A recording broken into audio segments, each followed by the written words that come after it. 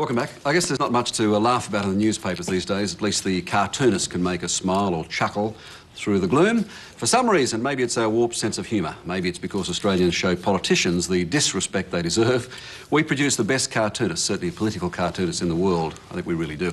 Rigby, Oliphant, Petty, Bill Leake, Tanberg, Zanetti, Paul Zanetti, the long and distinguished list goes on. There's one lovely self-effacing bloke who's beaten them all in taking out the Oscars of cartooning in Australia. His name is Mitchell, Bill Mitchell, the bloke who bursts the balloons of pomposity and egomania that float out of Canberra every other day. The Bustards of the Bush, he calls them. And every weekend in The Australian, his political comic strip keeps the bustards honest. Almost. Now, in one of a newspaper's best-kept secrets, Bill Mitchell is back at the drawing board after winning a personal battle that's been nothing to laugh about. Would you please welcome Rebecca Letourneau? Welcome, Rebecca.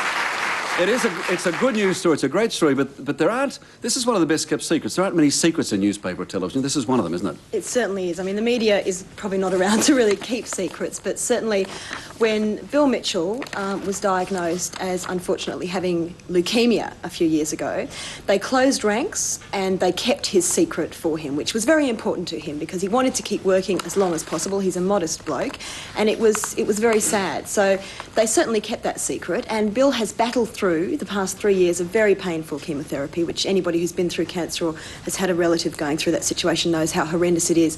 And he's back on board. He's gone into remission and he's back drawing and cartooning full-time for The Australian, which is wonderful. Now, again, I guess it has to be remembered that, like journalists, the cartoonists are a pretty brutal bunch. I mean, they probably get away with saying more with their pen than people can get away with writing. And yet in this case, they really, they turned out to be a bunch of softies. They actually got behind him. Exactly. It was very strange because they can be so brutal, those barbs, especially out of Australian cartoonists' pens. I mean, it's incredible. They really have no respect for anything.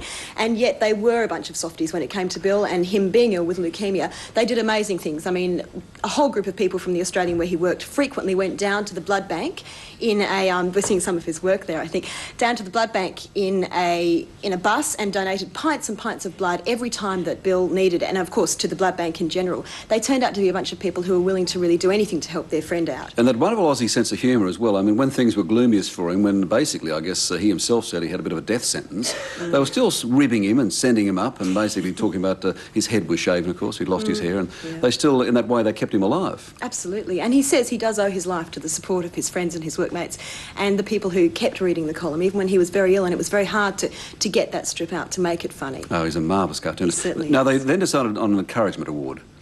Exactly. Well, they thought of an idea of having an encouragement award for young black and white illustrators, young people who want to become cartoonists and illustrators, because it's a very tough, competitive world.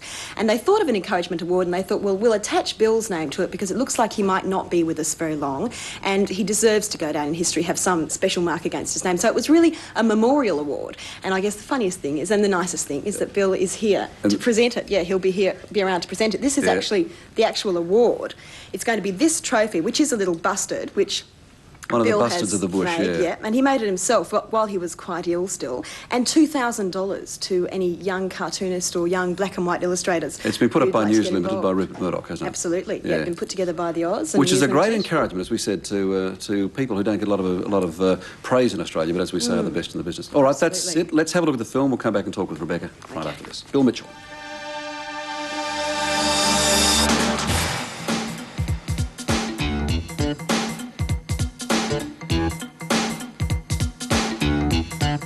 Australian cartoonists are a disrespectful mob.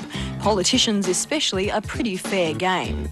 But there is one man who has earned their respect, fellow cartoonist Bill Mitchell. Mitchell has been lampooning the lawmakers of Australia for more than 20 years, and in that time his irreverent Bustards of the Bush, amongst other scribbles, has become one of the nation's biggest laughs. But the smiles stopped when 5 years ago, without warning, Bill was forced to put down his pen. As it turned out, I had leukemia, and he said, but you really don't have to worry, it's 8 to 10 years, anything could happen in that time. But suddenly it was re-diagnosed as another form of it was lymphoma, and I said, how long have I got? And he said, oh, a couple of months probably. And of course that came as a big shock The Bustards disappeared while their battling creator fought the killer disease. After 3 years of painful chemotherapy, Bill Mitchell is back on board. And this weekend, another bunch of bustards will hit the streets. Here at the offices of News Limited, Bill Mitchell is a special legend. When his workmates heard of their friend's tragic battle, they rallied around, ready to spill a lot more than ink to help him. There were many times when Bill was just so sick and just so had no energy at all and he needed a blood transfusion. And the people at News Limited were tremendous. So Jenny, the editor's secretary, had organised a blood pool. The blood bank came with a mobile unit and all the staff, or a lot of the staff, went down and gave their pint of blood, which was, just a marvellous thing. If I hadn't got the support from News Limited, I probably would have died. Really, I owe my life.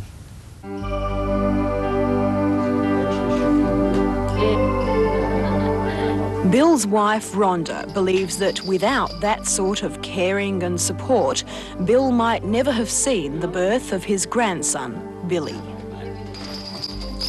There we are. It's good, Jack. It's Granddad got you. Me. Hello. Come on, give us a smile. Oh, come on. Almost. Come on. Come on. These days, Bill works from home. His cancer is in remission. Even though he's weak, the jibes at our politicians are stronger than ever.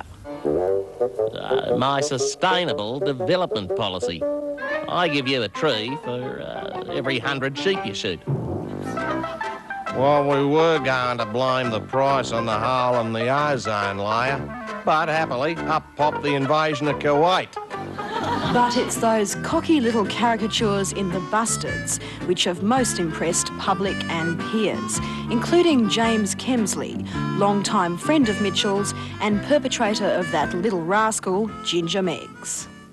What is it that gives us such a wealth of good cartoonists in this country? I mean, do we have more larrikins here? What is it that's given us people like Bill Mitchell? But that's probably the word larrikin. Bill's a larrikin. Bill's an incredible larrikin. I think that Bill is the most Australian of cartoonists. He could easily have gone to the United States and been a huge success over there, but I think Bill felt he would have had to have adapted too much, so he's remained here, and for our gain, their loss.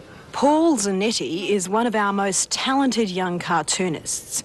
It was Zanetti's idea to institute the Bill Mitchell Encouragement Award for young artists. This week, entries started arriving for the inaugural award at the offices of the Australian newspaper. They were looking for somebody to name it after and named it after me, which was very nice of them. Everyone perceived it as being the Bill Mitchell Memorial Award, and I was quite amused by this, particularly with the fact that it seems that I'm going to be alive to present it, and I think that's terrific, to present my own Bill Mitchell Memorial Award to someone. I think that's hilarious. Would you like some lunch? Lovely, thanks, love. How's it going? Oh, about as good as usual, I Slowly suppose. as usual? Yeah. Bill Mitchell may be away from the hustle and bustle of the newspaper art room these days, but just till he's regained his strength, sapped from his body by the cancer. It looks like those politicians in Canberra still have a lot to worry about. Bill and his bustards are back.